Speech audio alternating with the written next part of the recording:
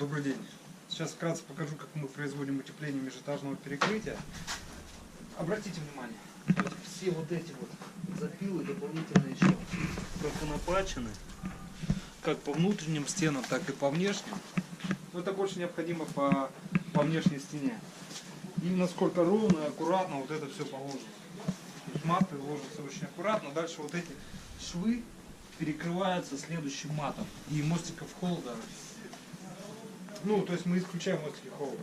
По полу, по межэтажке можно применять утеплитель 40-й плотности. 35, 40.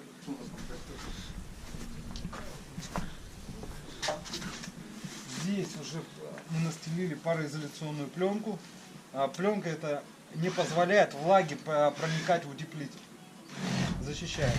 Везде, что в полу, что по крыше, вот эти доски сделаны тоже не просто так. И вот эта фанерная лага сделана тоже здесь не просто так. То есть это вентилируемый зазор. То есть если влага каким-то образом прошла через фанеру, то есть прошла через напольное покрытие в фанеру, то она образовалась вот здесь. И здесь происходит вентиляция. То есть влага не проникает дальше в утеплитель, и утеплитель выполняет полноценно свою функцию. По полу можно применять 18 или там 21 фанеру, это вполне достаточно. Дополнительно еще все швы проклеиваем специальными пленками.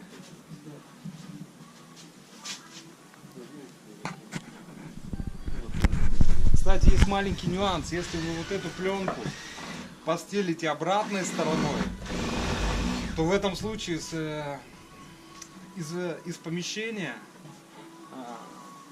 влага, вот наш конденсат, бытовые пары, они будут проникать в утеплитель, и у вас там образуется плесень, утеплитель испортится. Поэтому очень важно, какой стороной вы ее клеите.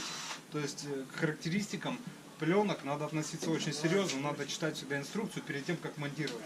Потому что были случаи, если вы не той стороной ложите, у вас в утеплителе буквально даже через пару месяцев образуется пар, доски начинают гнить, а вы этого даже не увидите и не узнаете. Тем более, если сделаете внутреннюю отделку. Поэтому технические характеристики пленок читать очень обязательно перед монтажом.